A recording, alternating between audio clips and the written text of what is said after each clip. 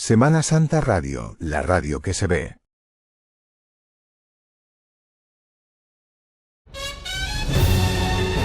Evocación.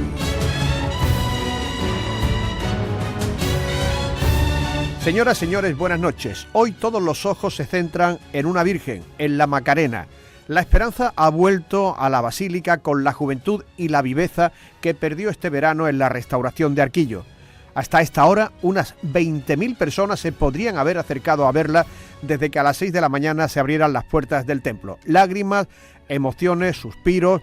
La Macarena está más joven, está más limpia. Todas las emociones han cabido en una jornada intensa para las hermandades de Andalucía como es esta de la Inmaculada. Hoy en Evocación le ofreceremos el testimonio de dos hombres fundamentales en todo el proceso de la restauración de la Macarena. El profesional, el restaurador Pedro Manzano, y el hermano mayor en funciones, José Antonio Fernández Cabrero, que esta semana deja el cargo después de un final de mandato duro por la restauración fallida de Arquillo. Estos días son para él un bálsamo que lo amortigua todo. Empieza Evocación, realiza Manu Japón. Evocación. Fran López de Paz.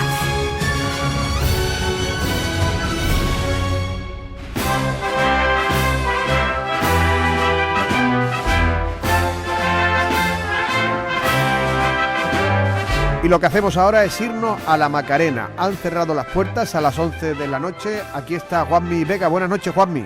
Muy buenas noches, Fran. Desde el interior de la Basílica de la Macarena, lo que escuchan es el órgano interpretando la marcha Como tú ninguna. Todavía hay decenas de personas postradas a los pies de la Esperanza Macarena. También muchísima gente esperando fuera, porque los diversos actos que han tenido lugar a lo largo de la tarde han hecho que se retrase un poco todo el horario previsto para ver a la Virgen. Entonces van a alargar un poco esta noche, ¿no?, de vigilia, de ver a la Virgen, de reencontrarse en definitiva con ella. Mira, aquí en el atrio vamos a intentar hablar con personas que hayan visto ya la Esperanza, ese rostro nuevo, mientras ahora entra una pequeña avalancha también de personas por el carril central, que es el que está cerca de la Virgen, pero no la ves cara a cara, por así decirlo, no puedes estar tan cerca de ella, para eso tienes que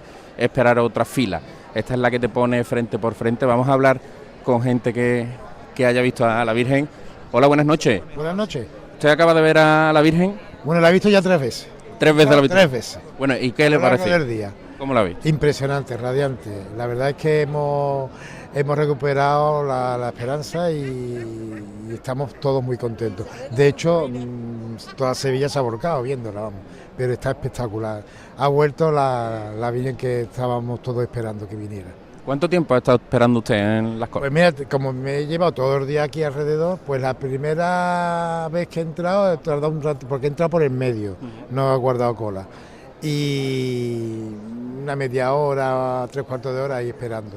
También porque había algo dentro y no podían pasar. Después al mediodía había entrado sin nadie, no había nadie, después hace un rato que también he entrado, pero vamos, que muy bien. Y mañana volveré y pasado volveré, aparte que vivo aquí en la calle Parra y lo tengo muy cerquita. Pues nada, muchísimas gracias. A vosotros, venga, adiós. Bueno, pues esas son las impresiones de algunas de las personas que han visto a la Virgen, que han estado con ella durante todo el día, porque aquí en esta zona de la calle San Luis los bares están llenos, han hecho hoy su particular agosto, igual que hicieran el año pasado en la Magna, porque el año pasado le contamos a todos ustedes cómo volvía la Macarena de esa procesión Magna, y hoy le estamos contando el regreso de la Macarena a su basílica 118 días después. Aquí otra de las cosas también que se están sucediendo son los vivas a la esperanza y por supuesto las lágrimas. Aquí, Fran, salen muchísimas personas llorando, Morcía, porque claro, ha sido muchísimo tiempo esperando para encontrarse con ella, y nosotros hemos hablado ya con una persona que ha visto a la Virgen. Vamos a intentar hablar con alguien que todavía no la haya visto. Vamos a acercarnos aquí a una de las colas laterales. Hola señora, buenas noches. Hola, buenas noches. Bueno, esperando ya a la Macarena, ¿no? Deseando verla. que dicen los amigos con Macareno que la han dejado, como es nuestra madre. ¿Cuánto tiempo lleva usted esperando? Pues yo llegué un poquito más tarde porque como no ando bien, mi hija vino a las 7 menos cuarto. Desde las 7 menos cuarto estamos aquí. Bueno, seguro que va a disfrutar muchísimo. Yo ya estoy disfrutando, los dolores vendrán mañana. Pues nada, Tenemos que disfrutar a tope porque los macarenos, hoy es un día de fiesta que nos devuelve a nuestra madre. Pues muchísimas gracias, ¿eh? A ti, suerte. Ajá. Bueno, pues eso es un día de fiesta aquí en la Macarena porque devuelven a su madre. Mira, aquí escuchamos los llantos de gente que no puede reprimir la emoción de volver a reencontrarse con la Macarena, como hemos dicho, 118 días después.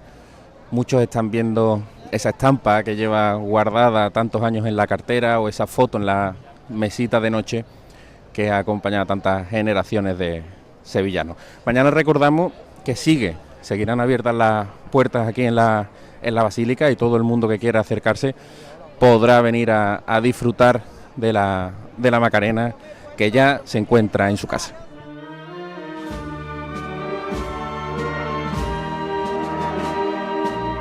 Evocación.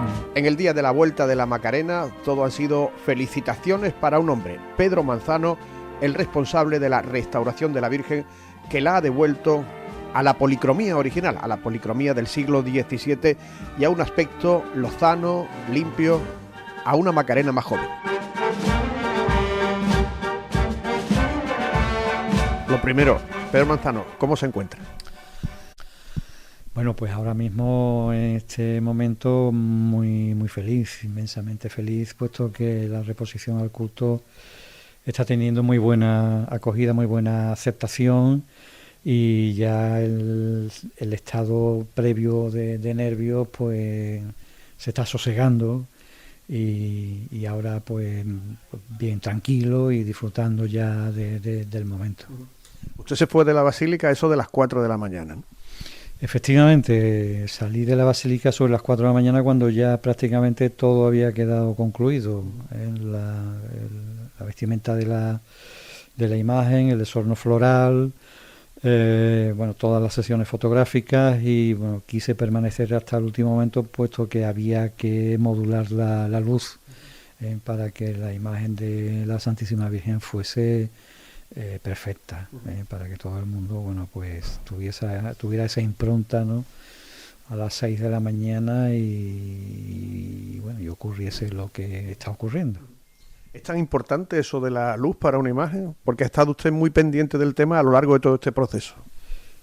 En todas las imágenes devocionales influyen muchísimos aspectos, no solamente la talla o la policromía de la imagen, influye el vestido, la forma de vestir, influyen las pestañas.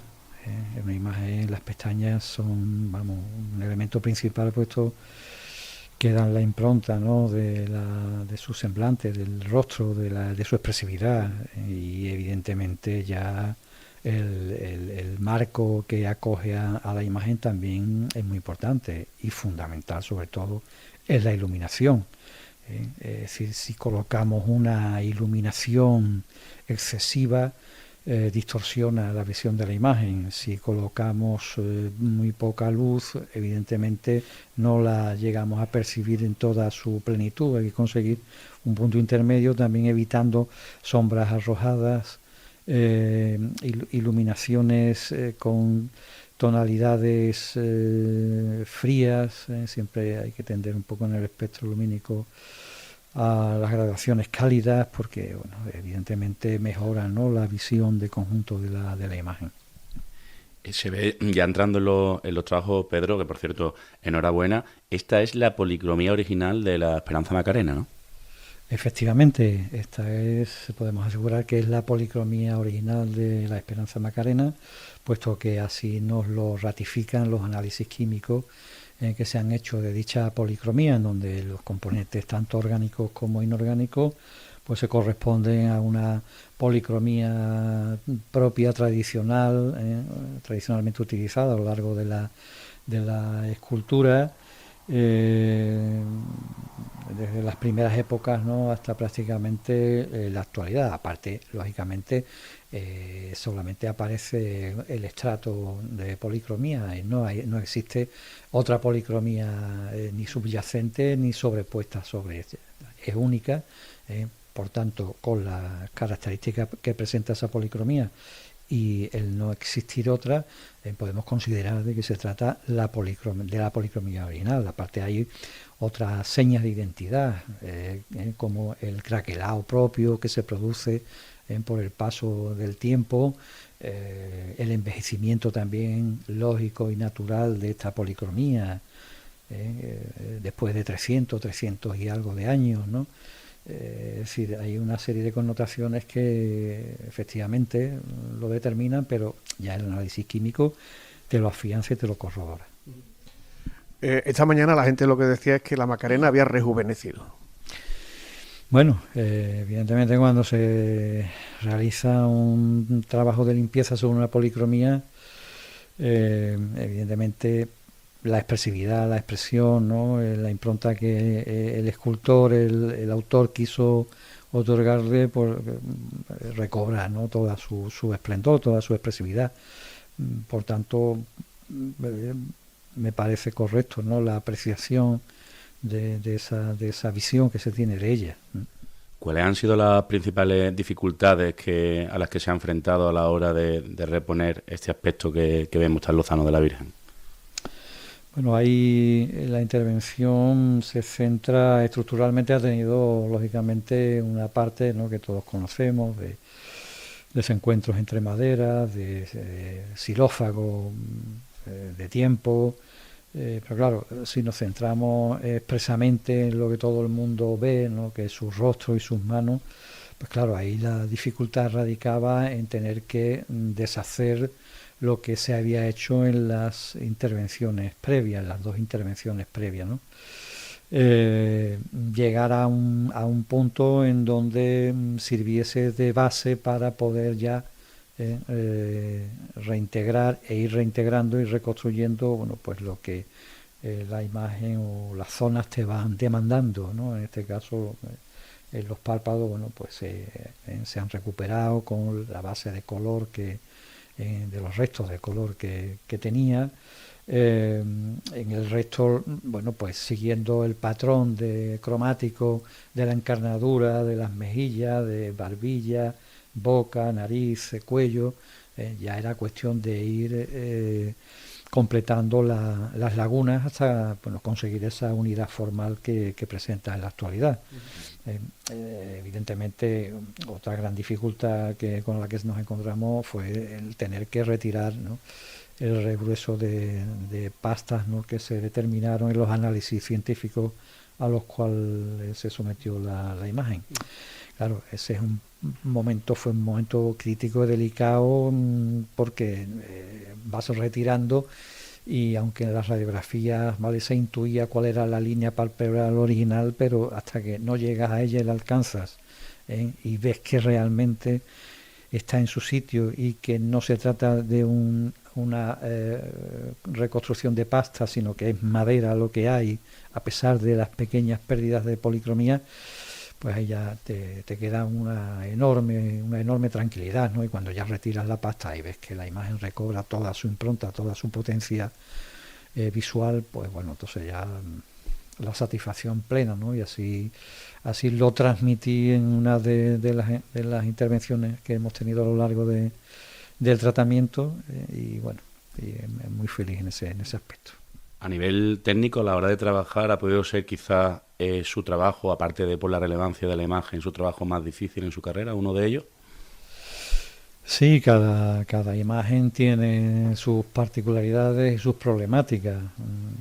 En este caso, pues evidentemente, dentro de las intervenciones que he venido realizando en las imágenes de la Santísima Virgen, pues en este caso, lógicamente, aquí se aunaba, ¿no?, los problemas que ya traía la imagen con, bueno, pues la carga devocional que existe en torno a la imagen, y eso hacía más complicado, ¿no?, el trabajo, la intervención. bueno, podemos determinar que sí, que se ha tratado de uno de los casos más complicados y más complejos a los que me he tenido que afrontar. ¿Y ha notado por la importancia de la imagen cierta presión o usted la ha acusado en algún momento personal, ¿no? Autopresión. ¿Autopresión por parte de la imagen? ¿No? De la dificultad, de la relevancia que tiene esta imagen, ¿no? Sí, claro, evidentemente te cuento. La trascendencia que tiene intervenir a una imagen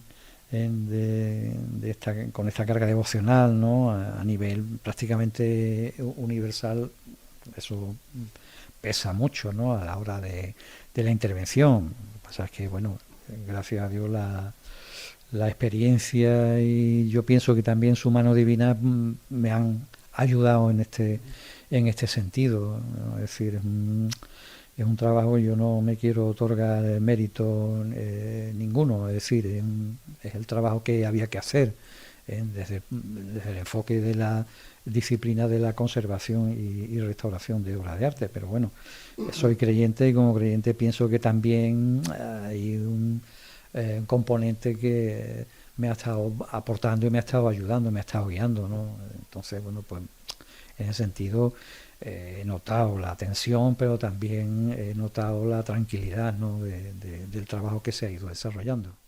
Dijo una vez el profesor Miñarro que en una imagen de una virgen cada milímetro cuenta, ¿no? En este caso hay un elemento como son las pestañas, que fueron los más controvertidos de la anterior intervención. Usted ha colocado unas pestañas, digamos, que le han devuelto a la Macarena esa mirada limpia, clara. Efectivamente, tengo que también participar de esa apreciación, ¿no? Que hace el profesor Miñarro. Cada milímetro cuenta. En este caso, bueno, era necesario volver a construir unas nuevas pestañas para la imagen, pero ya unas pestañas basadas en la documentación fotográfica que tenemos, la exhaustiva documentación fotográfica que tenemos afortunadamente de ella, y intentar recuperar esa mirada tan característica, esa impronta, ¿no? Y bueno, estas pestañas, bueno, tengo que decir que han sido realizadas por Esteban Sánchez. Hemos trabajado conjuntamente en la construcción, la confección de las mismas, aportando él una visión que tiene muy fijada, ¿no? de la imagen de la Virgen, y bueno, y basándonos, como ya te digo, en la documentación fotográfica, pues creo que hemos conseguido unas pestañas acorde a la mirada que tiene la Santísima Virgen. También quería preguntarle sobre las lágrimas, ¿no? Porque se ven algunos de los cercos. Estas no fueron las lágrimas originales, sino que tiene usted la teoría de que hubo algunas pintadas en los inicios, en el origen de la imagen, ¿no? Sí, posiblemente, quedan restos, quedan regueros del discurrir de la lágrima, y la terminación de ese reguero, bueno, pues se ha adherido, ¿no? la lágrima de cristal. Hay una de ellas que no tiene reguero en el lado izquierdo del rostro. Esta posiblemente, bueno, pues fue colocada, estimaron que era necesario colocar ahí una lágrima, y bueno, y ahí se puso. Las otras 4 lágrimas sí presentan en sus correspondientes regueros y deben de corresponder lógicamente con la posición que tenían esas lágrimas en origen. Y después aparecen 2 pequeñas manchas muy conocidas, ¿no? Que ya forman parte de la fisonomía de la imagen, muy frontales, ¿no? Sobre las mejillas, que bueno, debieron de eliminarse. Yo pienso que a lo mejor por la frontalidad y por el paralelismo entre ellas, creando un movimiento con las otras más acorde pues al gusto del momento, y por tanto, bueno, pues esas 2 se eliminan, se dan unos retoques de color.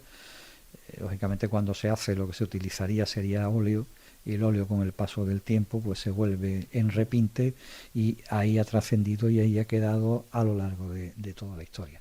Las manos también la ha intervenido usted y se presentan más limpias, sin las llagas que tuvo en su momento. Sí, las manos han tenido lógicamente el mismo tratamiento de limpieza que el resto del rostro y del busto, para lógicamente adquirir una unidad en este sentido. Al retirar bueno, pues las reintegraciones hechas, ¿no?, en épocas pasadas, en las mismas reintegraciones cromáticas, pues también lógicamente hemos tenido que retirar esa recreación del desgaste propio que se produce en los actos de culto, ¿no?, en los besamanos sobre todo. Entonces las manos aparecen ahora perfectamente ya reintegradas en unidad cromática, y claro, cuando vuelvan nuevamente al culto y al besamano, empezará otra vez a aparecer el desgaste natural que produce el roce del pañuelo. Un día le preguntamos a Pepe Garduño a qué huele la Macarena, y Pepe Garduño dijo a gloria. Pues bueno, tengo que darle toda la razón. Muchas mañanas al llegar a la zona de trabajo olía intensamente a nardos, porque ya nunca le han faltado las flores. Entonces, bueno, el aroma que se percibía en esa pequeña estancia, que tampoco es muy amplia, pero lo suficiente para poder trabajar con comodidad, pues era absolutamente maravilloso. Es decir, subir en el ascensor hasta la planta superior era como subir al cielo, a encontrarse con la Santísima Virgen. ¿Qué más te puedo decir? Entre la visión que tenías al encender la luz, más el aroma en torno a ella. Que en esa intimidad precisamente le quería preguntar qué es lo que más le ha sorprendido, porque usted ha conocido aspectos que casi nadie conoce, de tenerla tan cerca, qué es lo que más le ha llamado la atención. Bueno, a ver, desde un punto de vista técnico, evidentemente la construcción de la imagen pues no es perfecta, ¿no? Es decir, no tiene un solo detalle de aquellos que normalmente todo el mundo no puede ver, ¿no? Y que yo puedo certificar o aseverar que efectivamente, bueno, pues es de una construcción magistral, es una talla perfecta, no se le puede poner un pero, y lógicamente eso se traduce en que cuando se cubren esas zonas que no podemos apreciar con normalidad, el resultado final que tenemos es extraordinario. Es decir, pues, por tanto, esos detalles, esos pequeños detalles son los que suman y hacen, ¿no?, que el resultado final pues sea extraordinario, ¿no?, y espectacular. Y ya para finalizar, ¿cómo se vivió en su casa? Usted tiene hijas artistas, usted tiene a su mujer, Carmina, que es una gran pintora. Bueno, sí, todo lo hemos vivido evidentemente con muchísima ilusión. También han estado implicadas un poco, ¿no?, en el desarrollo, porque claro, todos los días te preguntan, incluso mi madre ya con 95 años, ¿no?, todos los días, niños, ¿hoy he ido a estar con la vienes de la Macarena? Sí, mamá, hoy he estado también trabajando, mujer, tengo que ir todos los días porque hay que sacar el trabajo adelante. Evidentemente mi mujer, como magnífica pintora y docente que ha sido, pues ha sido de una gran ayuda. De hecho, bueno, pues yo la pedí en su momento a la Junta de Gobierno, cuando se configuraron las distintas comisiones, ¿no?, que ella participase de la comisión consultiva. Entonces su visión, su apreciación como pintora, como artista, al igual que el Manuel Peña, que también es pintor y también, bueno, pues en este caso ha aportado también, ¿no?, su parecer y su visión de la imagen, pues también la lleva muy metida, ¿no?, en el corazón. Pues claro, todo eso afortunadamente hace que el trabajo pues se haya podido desarrollar como se ha desarrollado, y espero que se haya podido alcanzar ¿no?, el éxito esperado. Por tanto, siempre toda intervención ha de ser multidisciplinar, como siempre comentamos, ¿no? Es decir, hay que implicar a distintas especialidades para que el trabajo se desarrolle conforme a lo establecido, ¿no?, en los protocolos en conservación y restauración. Por tanto, es conveniente contar con la visión y la participación de otros profesionales, en este caso también contaba con la inestimable participación de Juan Manuel Miñarro, evidentemente imaginero consagrado, persona de una gran altura y con un saber también amplísimo, un bagaje, conocimiento que también pues ha contribuido, ¿no?, a ello. Bueno, aparte nombrar a José Roda Peña, lógicamente, su especialidad en la imaginería polícroma es incuestionable, ¿no?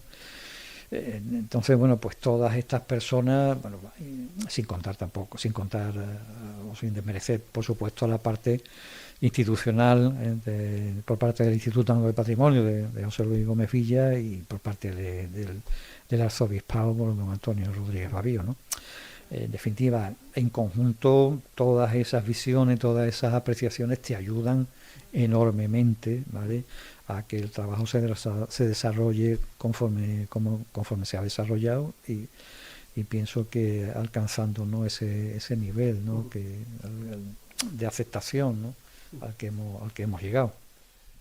Joaquín Caro Romero, en la 10ª famosa, terminaba diciendo que dicen que por abril cumple 19 años. Con usted ha cumplido 18. Muchas gracias, Pedro. Muchísimas gracias a vosotros, como siempre, Fran. Igual que ayer permanece. Sale poco de su casa, mas cuando sale traspasa la muralla y la florece.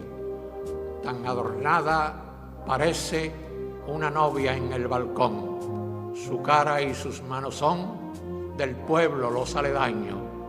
Siempre alivia desengaños esta moza de San Gil, que dicen que por abril cumple 19 años.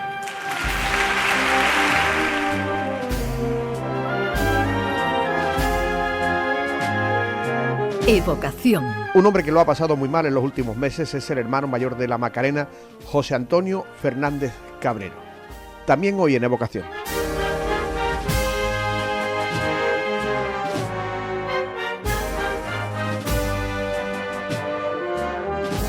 Bueno, hermano mayor, ¿cómo está la Macarena? Yo creo que la Macarena está plena de salud y muy bella, bellísima, a decir de la gente y sobre todo de los primeros comentarios que he podido recibir cuando la han visto. Plena de salud, lo manifestamos nosotros por los diagnósticos y el tratamiento del IAPH y Pedro Manzano, ¿no? Y bellísima porque ya lo observáis vosotros. Aquí cabe el dicho de no hay mal que por bien no venga, ¿no? Sí, la verdad es que nunca hubo un mal, porque nosotros anteriormente a los trabajos del IAPH y los posteriores ya habíamos llevado a la Virgen al CNA. El problema es que no se interpretó ese TAC por parte de Arquillo como entendíamos que debiera interpretarse. Pero yo en un momento determinado manejaba no hay mal que por bien no venga. Y me corrigió el mayordomo, me dijo, no, que antes le hemos llevado al CNA, el TAC. Se ve más joven, ¿no?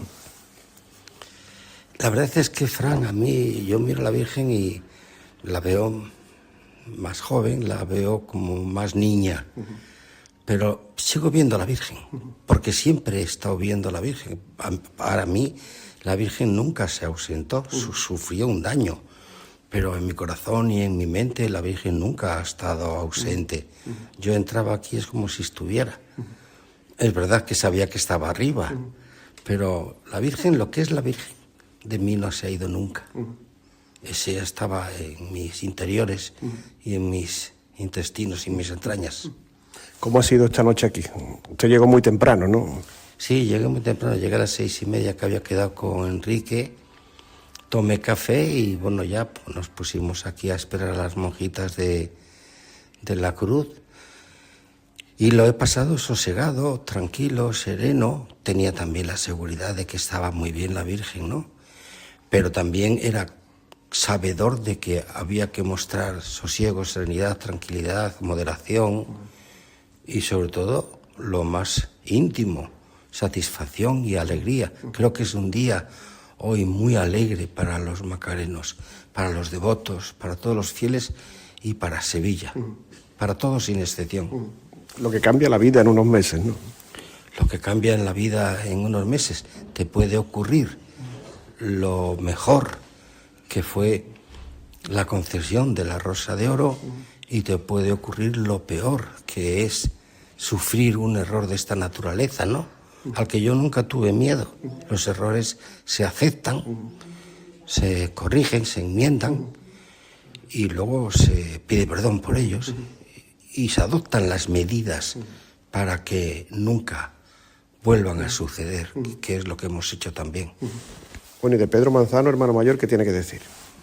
Aparte de que es un artista de primera categoría, lo que me ha sorprendido más de él es el mimo, el cuidado, la veneración y el respeto con el que en cada momento se ha acercado a la Virgen. Yo no he visto a alguien, mira que ellos como expertos pues manejan las imágenes y las tallas. No. Pedro no ha hecho eso solo. Cada vez que se ha acercado a la Virgen y la ha tocado, era con una veneración y una reverencia encomiable. Eso es para mí inolvidable. O sea, a lo mejor esta semana pues deja la responsabilidad que ha tenido durante estos 8 años. Cuando deje la vara, ¿qué se le pasará por la mente, José Antonio? La gran riqueza espiritual que he recibido de la hermandad, el enriquecimiento interior mío. Luego el aprendizaje de otras cosas, de los malos momentos, el aprendizaje de las negaciones, de las huidas, de las traiciones, de las lealtades, siempre aprendes cosas, y hasta de las críticas más injustas o insanas, ¿no? Pero yo creo que la gente tiene derecho a decir lo que quiera. Siempre digo que eso exige 2 condiciones. Uno, que sea verdad, y otro, que esté dispuesto a que sea refutable o puesto en cuestión. Pero la gente siempre he entendido que puede decir lo que quiera. Es que cada uno es cada uno, y cada cual es cada cual, y cada quien es cada quien. Usted se va a despedir con la Virgen aquí en el presbiterio de la Basílica. Iba a hacerlo en San Gil, pero al final han decidido que no, ¿no? Sí, bueno, eso es una cosa que le corresponde a la próxima Junta, porque en breve recibiremos de Palacio la aprobación de los resultados electorales, y creo que eso ya lo hará mi sucesor, mi amigo Fernando Fernández Cabezuelo, y creo que tiene intención de hacerlo en San Gil. Pero bueno, es su momento, le toca a él, y estoy seguro que lo hará muy bien. Y yo estoy seguro que haré muy bien yéndome. ¿Ha recibido ya alguna reacción, algún comentario de la gente que está pasando por delante de la Virgen? Sí, muchas felicitaciones. Por eso te decía antes que un poco la satisfacción que tenía yo la estoy viendo, la he estado viendo todo este tiempo, casi todos los días. Pero lo que te reconforta es que la gente te dice que sí, que la Virgen está bella, que está lindísima, ¿no? Y sí, felicitaciones muchas. Pues cada vez estaba a tu lado y me iban parando. Y ya para terminar, ¿qué querría decirle en estos momentos a toda la gente de las cofradías que nos están escuchando, José Antonio? Que las cofradías tenemos que mirar más arriba y tenemos que tener todas más altura de miras para que no nos sucedan las cosas que nos suceden y para no estar en boca de una sociedad civil que nos miran y algunos de vez en cuando con razón dice: míralos cómo se tratan, cómo se pelean, míralos cómo andan, míralos cómo discuten. Tenemos todas las cofradías sin excepción, tener más altura de mira y pensar que las hermandades no son centros para disputar o conseguir motivaciones personales, sino que son corporaciones cristianas, católicas, que están ahí para que busquemos dentro de ellas al más necesitado y ayudarle. Y que está muy bien todo lo del patrimonio, claro que sí, y que está muy bien el culto, la formación, y que está muy bien los objetos ornamentales. Pero si nos olvidamos primero del hermano y después del necesitado, nosotros vamos a tener dificultades de avance. Usted ha sufrido mucho, sobre todo este verano. Sí, he sufrido mucho, pero he sufrido yo solo interiormente. A mí me preguntaban cómo estaba y decía bien, sin entrar en detalles, o decía bien, cuando no estoy de pie me estoy levantando, o bien, con tendencia a mejorar. Pero el sufrimiento va en el cargo. Los cargos son cargas y mi sufrimiento era una carga, pero lo llevé bien. Nunca sentí que la mano de la Virgen estuviera lejos de mí o que mi devoción primordial, que es el sagrario, no estuviera presente en mi vida, nunca. Eso nunca lo sentí. Siempre sentí al Galileo, al Nazareno, al Señor de la Sentencia cerca. Y la Virgen también. Para mí la Virgen nunca se fue a ningún sitio. La Virgen si sale de aquí a algún sitio es para ir a los hospitales o a las cárceles o a los centros donde se le necesita, a los centros de inmigrantes o de enfermos postrados en la cama mucho tiempo. Pero la Virgen siempre está como nosotros y está aquí en todas partes del mundo. Le deseamos esperanza y felicidad, José Antonio. Las dos cosas son muy necesarias. Muchas gracias. Hijo, ¿has venido? Sí. ¡Ay, qué ilusión! Y te he traído un regalo. ¡Ay, ay, ay, qué ilusión! Envuelto en el papel del año pasado. ¡Anda, qué ilusión! Y ábrelo con cuidado, que lo vuelvo a guardar. ¡Qué ilusión! Y me mudo a la casa de al lado. ¡Ay, pero qué ilusión! Esta Navidad viene con un extra de ilusión. El 1 de enero cupón extra de Navidad de la ONCE, con 90 premios de 400.000 euros por solo 10 euros. ONCE, ahora y siempre bien jugado. Juega responsablemente y solo si eres mayor de edad. Llevan 3 atracos en 10 días. Lo conoces como si fuera tu hermano. Salió de la cárcel hace un par de semanas. ¿Dónde está Miguel y Úrsula? Luis Tosar, Jesús Carroza.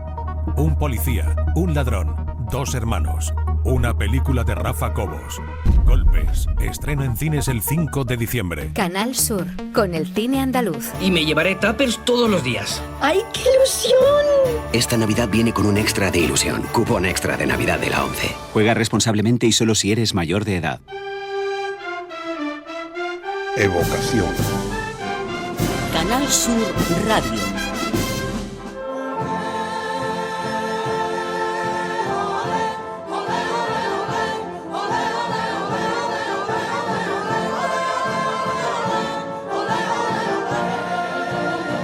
Esto es Evocación y hoy es el Día de la Inmaculada en toda Andalucía, una jornada durante la cual, y también este fin de semana, prácticamente desde el sábado se han celebrado actos de culto y los tradicionales besamanos en toda nuestra tierra, pero el de la Inmaculada también es un día importante en el Rocío. En la aldea el día del dogma de la Purísima está presente y no solo en el celeste del traje que a veces la Virgen luce. Chemi Saavedra en el Rocío. Chemi, ¿qué pasa? ¿Cómo estás? Buenas noches. Buenas noches, Fran, ¿qué tal? Es un día en el que además del público, los devotos que van aprovechando los días festivos del puente, pues también hay cierta solemnidad, ¿no?, para señalar precisamente uno de los días importantes de la Iglesia. La verdad es que sí, bueno, se produce, el domingo tuvo lugar la Vigilia de la Inmaculada, que es uno de los momentos más especiales que se viven en el santuario, el de la Vigilia de la Inmaculada. Además, a su finalización pues se bendijo el nacimiento del santuario y al final la devoción a la Inmaculada está profundamente ligada al Rocío desde hace siglos, porque bueno, esta vinculación aparece de forma temprana y muy visible. Uno de los testimonios más antiguos es ese azulejo de 1696 colocado en la antigua ermita, donde ya se podía leer Nuestra Señora del Rocío concebida sin mancha de pecado, que es un azulejo que el original lo pueden ver en el Museo Tesoro de la Hermandad, allí en el santuario, pero también hay una réplica en la puerta que mira al Real del Rocío y allí pueden verlo, y es un mensaje que confirma que la devoción a la Inmaculada formaba parte de la identidad del Rocío ya desde sus orígenes, pero quizás el detalle más significativo, Fran, y el que mejor expresa esta unión, es que la principal insignia con la que peregrinan las hermandades al Rocío, pues recibe el nombre de Sin Pecado, en alusión directa a la Inmaculada Concepción. Unos estandartes que llevaban la inscripción Sin Pecado concebida, que también pues está tan vinculado con la Inmaculada, la Virgen del Rocío, que en los días 8, Chemi, el 8 de septiembre también fue en su momento un día importante, y el 8 de diciembre. Totalmente, la verdad es que sí, que son momentos muy señalados, y además, bueno, tenemos en septiembre incluso ha salido en Extraordinaria la Virgen en alguna ocasión, o sea que queda en la memoria también más reciente de esos días señalados, y además también han habido algunos años en los que en el marco de esa vigilia de la Inmaculada, previamente se han entregado el título de filial a nuevas hermandades en años anteriores, o sea que es una fecha muy señalada y que está presente entre los rocieros. Ya tenéis puesto el Belén, ¿no? En el Rocío, ¿no? Sí, el Belén, el nacimiento se bendijo después de la vigilia de la Inmaculada, es uno de los momentos más especiales también de esa noche. Está montado este año el del santuario por el belenista Enrique Haro, es uno de los reclamos de estas fechas, evidentemente, para todo aquel que va a visitar a la Virgen, y además... el Belén está ubicado en una de las naves laterales del santuario y además desde hace ya algún tiempo la hermandad monta un segundo nacimiento también en su casa de hermandad en el Rocío, anexa al santuario, donde además en el patio de la casa hermandad se monta un pequeño mercadillo navideño y en el interior hay un salón y pues en todo ese salón lo ocupa este año pues un nacimiento montado por un colaborador de la matriz para que todos los pequeños también lo disfruten y lo visiten, así que pues pueden visitar allí cuando vayan a ver a la Virgen de forma muy cercana esos dos nacimientos. Pues hoy, lunes, Día de la Purísima, habrá terminado también el largo puente festivo, ¿no? Que también supone pues un aumento considerable de las personas que están en el Rocío para pasar, ¿no? Este puente de la Inmaculada, como comentamos el lunes pasado, ¿no, Chemi? Sí, diciembre la verdad es que es un mes que evidentemente se nota mucho por el Rocío, porque hay mucha gente que decide pasar por allí algunos días, incluso pues antes de que acabe el año, acercarse algún día al menos para ver a la Virgen, y el puente es un momento también de un avance importante de ese calendario de peregrinaciones que está repleto de hermandades y se aprovechan esos días festivos para avanzar en esas misas de hermandades. Hasta 14 hermandades han acudido desde el sábado, el domingo y el lunes por allí por el Rocío, y además con otro reclamo que va a cumplir ya su tercera edición, como es el Belén Viviente del Rocío, que está ubicado en el polideportivo de la aldea, que como decimos pues cumple ya 3 años, se ha consolidado como uno de los belenes más visitados de la provincia, y la verdad es que el ambiente que se vive allí también merece apuntarse ese plan. Está abierto todos los fines de semana de diciembre con más de 30 escenas que representan pues oficios tradicionales y además tan característico, con una mirada con muchos símbolos reconocibles de los rocieros y del entorno de Doñana, así que si pueden también aprovechen y visítenlo. Chemi Saavedra, es lunes del Rocío. Gracias, un saludo, Chemi. Un saludo, Fran.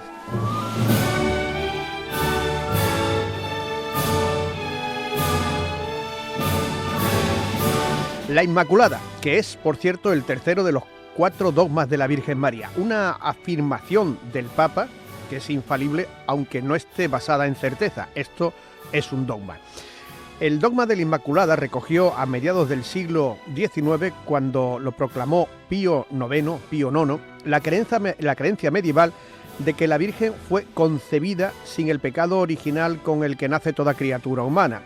Se entendía que la madre de Jesús debía haber nacido sin mancha alguna. La Virgen fue concebida por su padre y por su madre, es decir, por Joaquín y Ana, como cualquiera de nosotros. El dogma, que es muy teológico, lo que dice es que a ella no le afectó, a la Virgen no le afectó la carga o la mancha del primer pecado que supuestamente arrastramos todos los concebidos por herencia de Adán y Eva, por la película de la manzana. Un asunto que hoy no tendría relevancia, pero que a lo largo de los siglos originó fuertes debates incluso en el seno de la Iglesia, las disputas entre las órdenes, ¿no? Hoy con Antonio Silva conocemos un poco más del dogma que se celebra este 8 de diciembre.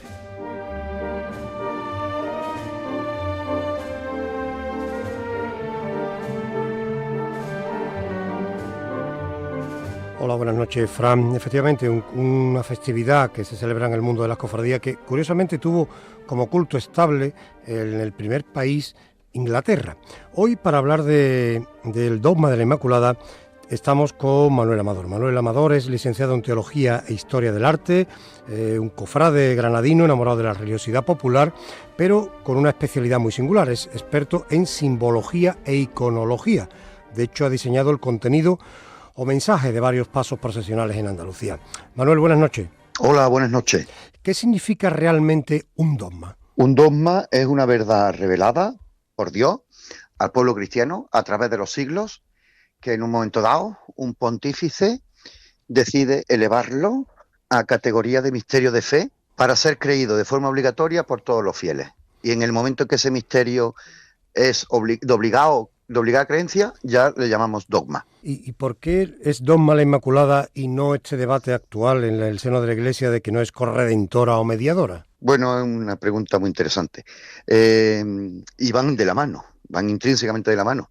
Incluso va de la mano la propia estética del 90% de nuestras dolorosas, cuando las vemos bajo palio, ¿no? Es bastante simple. Por singular privilegio, como leemos textualmente en la Constitución Apostólica Ineffabilis Deus, aquella con la que el Papa Pío IX en 1854, el 8 de diciembre, proclama el dogma de la Inmaculada, por singular privilegio de Dios, por los méritos de Jesucristo, decide que su madre, de toda la creación, o sea, de toda la humanidad, sea preservada de la mancha del pecado original. ¿Qué es esto? Pues esto es lo siguiente. Si nos vamos al libro del Éxodo y leemos el arca de la alianza, que contenía un trozo de la vara de Aarón, restos del maná del desierto y las tablas de la ley de Dios entregada a Moisés, o sea, restos de antiguas alianzas, tenía que ser protegida y llevada de forma especial. Para eso construyeron el arca. Todos hemos oído hablar de esto y demás, y hemos visto películas y hemos leído y demás libros, y ficción y realidad.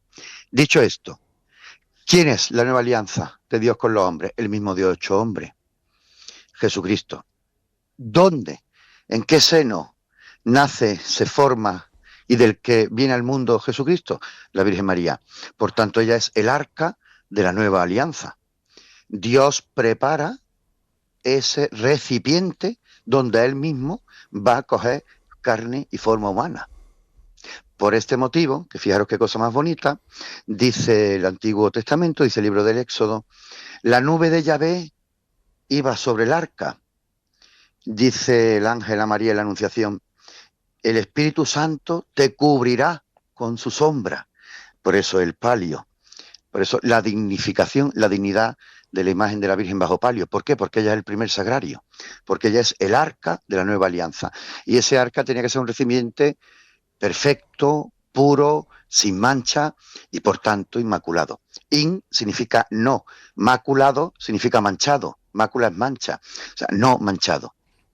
Aquella, como se descubrió a finales del siglo XVI en Granada, ¿no? En esos famosos, fantásticos y fascinantes historias de los libros plúmbeos, a María no tocó el pecado primero. Creo que son frases lapidarias. O a comienzos del siglo XIV, cuando Duns Scoto, en la Universidad de París, dijo, Dios quiso, pudo y lo hizo.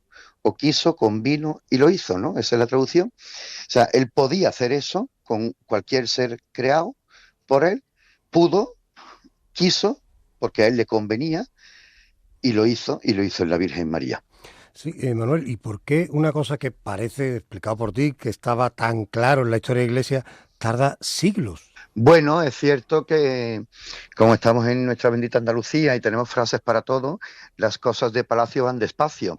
El origen está en el siglo II. Bueno, tenemos que irnos a la propia, vuelvo al Evangelio, a la propia anunciación. Cuando el arcángel le dice a María, gratia plena, llena de gracia. Claro, nosotros ahora cuando rezamos el Ave María, decimos llena de gracia, tenemos que tener en cuenta que de aquí viene el problema de la corredención, ojo, en la gramática, en la nomenclatura. Tenemos que tener en cuenta que desde el siglo X el latín es una lengua muerta, que no ha vuelto a crecer. La traducción sigue siendo exacta. Por eso es tan importante acudir a las lenguas muertas, aunque esa expresión suena ahora casi despectiva, ¿no? Gratia plena. Llena, en la traducción al castellano actual, pues podemos pensar, un vaso está lleno, por ejemplo, ¿no? O una bolsa está llena. Gracia plena, plena. O sea, desde el instante de su concepción, por Joaquín y Ana, sus padres, hasta el momento exacto en que se durmió o murió, en definitiva, es otro dogma que enlaza con todo lo que estamos hablando, la asunción gloriosa de María en cuerpo y alma al cielo. Porque dice también ahí Pío XII de una forma muy elegante, al final del transcurso de su vida mortal, para no utilizar la palabra morir. porque ahí ya había muchos teólogos discutiendo si se durmió o murió. No sé si me estoy expresando. Perfectamente. Claro, entonces, esto es de una delicadeza suma. Se tarda muchos siglos porque todo esto germina en el pueblo fiel, se convierte en una realidad, se transmite de generación en generación, de forma oral, de forma escrita. Por eso es tan importante en la Iglesia Católica, lo cual, por ejemplo, no ocurre en las iglesias protestantes, ¿no? Por eso es tan importante la santa tradición. Es un pilar fundamental. Tenemos la palabra, la revelación y la tradición.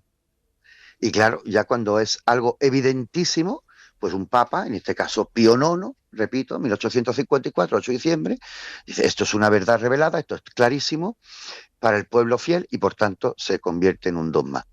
Y digo que el tema de las traducciones está relacionado con la corredención porque cuando se comienza a llamar, allá casi por finales del siglo XIV, hemos hablado de principios del siglo XIV con Duns Scoto, pues casi a finales del siglo XIV, principios del XV, ya se empieza a llamar a María corredentora. Lo que se está diciendo es cooperadora, consorte, fijaos qué expresión más bella, consorte de la redención, bellísimo. Muchas gracias, Manuel, muchas gracias por aportarnos luz un poco a la historia de lo que significa el dogma de la Inmaculada en las cofradías de Andalucía. Un dogma que, por cierto, en forma figurada se arrodilló el Papa Juan Pablo II en su visita a Sevilla en 1993, cuando se postró ante la Virgen de la Pura y Limpia del Postigo del Aceite. Muchas gracias. Muchas gracias a vosotros. Hola, soy Daniela, ingeniera de telecomunicaciones, y este es mi mensaje para la NASA. Me ofrezco como voluntaria para habitar Marte en el 2040 y crear un sistema de comunicación con la Tierra que sea accesible para todos, obviamente, porque a construir esta nueva sociedad en Marte nos vamos mi silla de ruedas y yo.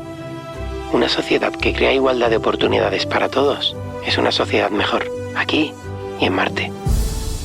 Grupo Social 11, un planeta más inclusivo es un mundo mejor.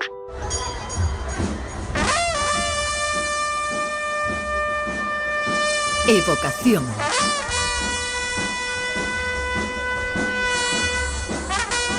Hoy día de la Inmaculada y en el recorrido que estamos haciendo por las Semanas Santas más singulares de Andalucía, recalamos aquí en Aroche, en esta localidad de la Sierra de Aracena, para hablarles del sermón. Para hablarle, Bernardo Ruiz. ¿Cómo estás, Bernardo? ¿Qué tal, Fran? Muy buenas noches. ¿Cómo es la Semana Santa de Aroche? Peculiar y singular. Aroche es una localidad de unos 3.000 habitantes que se enclava en la Sierra de Aracena y los Picos de Aroche, y la Semana Santa es precisamente una de las más singulares y famosas de la comarca. El día más especial del ritual sacro arocheno es el Jueves Santo, en el que se celebra el tradicional y antiquísimo Sermón de Pilatos, Fran, en la iglesia de la Virgen de la Asunción. ¿De cuándo? ¿Desde cuándo se está celebrando este sermón?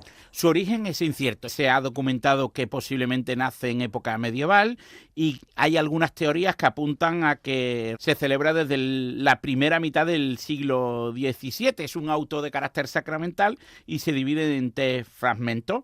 La sentencia de Pilatos, que se interpreta por una especie de pregonero, Fran, desde el camerín de la Virgen de la Asunción, el alegato de defensa del párroco, que es quizá el más curioso porque durante años, desde el púlpito, un sacerdote lanzaba improperios incluso a Pilatos por haber sido el ejecutor, el brazo ejecutor de la sentencia a Jesucristo, y el canto del ángel, que es una pieza de temática musical en la que habitualmente una voz blanca, es decir, de carácter femenino o un niño, ensalza la bondad de Jesús. Es curiosísimo, ¿no? Sobre todo la segunda parte. El cura diciéndole cosas a Pilato. Existe un documento que se recuperó recientemente, concretamente en el año 2017, un fragmento de este auto sacramental del año 1948, en la que el párroco clamaba en contra de Pilato con frases tan curiosas como melón invernizo, con más cabeza que un duro en perras chicas. Hay que recordar la existencia de la perra, que era una moneda que entonces existía en España. Que es nuestro céntimo, aunque el céntimo vale muchísimo más que la perra. Pues la perra, ¿no? Era la moneda más ínfima, pues el párroco decía que era con más cabeza que un duro en perra chica. Y le decía que ojalá sea descalzo por un calcañar recién cortado. El calcañar es la parte posterior del talón, pero en este caso no se refiere a esa zona, sino al calcañar, que es la diferencia entre el bien y el mal en algunos pasajes bíblicos. Después se celebra la procesión de Jesús Nazareno, que es una imagen muy venerada de escuela sevillana del siglo XVIII, Y también procesiona el Señor de la Humildad y Paciencia, que eso responde a la iconografía clásica del Señor de la Humildad y Paciencia, sentado en una peña, en actitud pensativa, orante y reflexiva, y es una imagen de escuela barroca de una inspiración antiquísima, que además procesiona en unas andas muy sencillas y su caminar por las calles del pueblo es especialmente emotivo. O sea que este Jueves Santo, el próximo Jueves Santo, uno de los lugares que tenemos que visitar es Aroche, donde además, al tratarse de la sierra de Aracena y los picos de Aroche, se comerá de escándalo. Jamón de jabugo de primerísima calidad. Además, en la sierra también abundan las hortalizas y las frutas de primerísima calidad, pero nosotros les iremos un poquito de carne, un poquito de embutido. Venga, Bernardo, hasta la semana que viene. Hasta la próxima semana, Fran, un abrazo.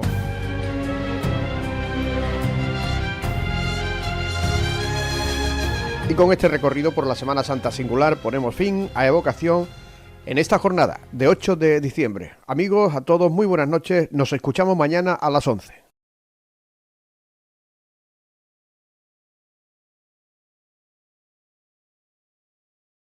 Semana Santa Radio, la radio que se ve.